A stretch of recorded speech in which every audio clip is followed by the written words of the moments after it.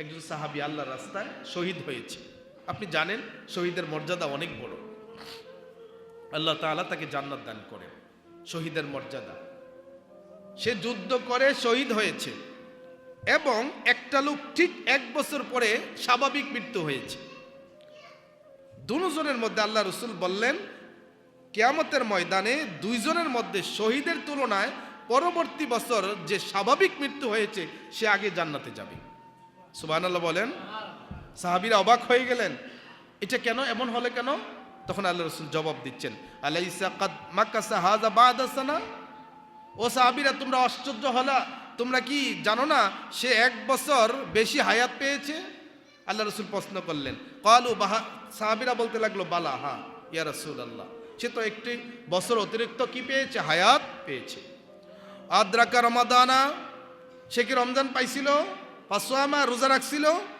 ওয়াসাল্লা কাজা কাজা, এমন এমন নামাজ পড়ছিল, মানে বিভিন্ন রকমের নামাজ ইত্যাদি ইত্যাদি পড়ছিল। মিন সাজদাতিন ফিসানা, একটা লম্বা বছর সে নামাজ পড়েছে, সিজদা দিয়েছে, রোজা পেয়েছে, রোজা রেখেছে। এমনটা কি হয়েছে? ক্বালু বালা, সাহাবীরা বলতে লাগলো, হ্যাঁ এটা ঠিক, সত্য কথা, সে রোজা পেয়েছে, নামাজ পেয়েছে, বিভিন্ন রকমের নামাজ পড়েছে। ক্বালা রাসূলুল্লাহি সাল্লাল্লাহু আলাইহি ওয়াসাল্লাম, আল্লাহ রাসূল জবাবে বললেন, ফামা বাইনাহুমা আবাদা মিম্মা বাইনাস সামাই ওয়াল আরদ। ওই 1 বছর স্বাভাবিক পরে মৃত্যুর যে ব্যক্তি 1 বছর আগে শহীদ হয়েছে, তার এবং তার মধ্যে আমলের পার্থক্য হলো জমিন থেকে আকাশ পর্যন্ত যত পার্থক্য, ওই ব্যক্তির মধ্যে তত পার্থক্য। এটা বলা মানে সে 1 বছর হায়াত পেয়েছে, আমল করেছে, রোজা রেখেছে, রমজান পেয়েছে, তার আমলগুলা লম্বা করতে পেরেছে। তার এবং শহীদের মধ্যে পার্থক্য জমিন এবং আকাশ যেমন পার্থক্য। কত বড় নেয়ামত! হায়াত লম্বা হওয়া মানে আপনি নেয়ামত মনে করবেন এই জন্য, নেক আমলের জন্য। আর কারো হায়াত লম্বা মানে গুনাহ বাড়তেই থাকে, ওইটা হলো বিপরীত। তার জন্য হায়াত কামনা করা মোটেও উচিত নয়, বরং যে নেক আমল করে তার জন্য লম্বা হায়াত কামনা করার ব্যাপারে এই হাদিসটাই প্রমাণিত।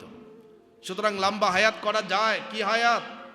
হায়াতে তাইয়্যিবা, পবিত্র হায়াত, এমন হায়াত যেই হায়াত দ্বারা নেক আমল করা যায়। এই হায়াত কামনা করার ব্যাপারে আল্লাহ রাসূলের ব্যাপারে হাদিসে উদ্বুদ্ধ করা হয়েছে।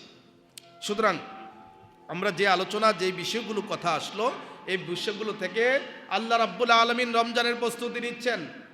সাহাবী রাসূল সাল্লাল্লাহু নিজে প্রস্তুতি নিতেন, সাহাবীদেরকে বিভিন্ন ভাবে তিনি উদ্বুদ্ধ করতেন, বিভিন্ন বক্তব্যের মাধ্যমে উদ্বুদ্ধ করতেন। সাহাবীরা রাসূলের পরে সাহাবীরা প্রস্তুতি নিতেন, দোয়া করতেন।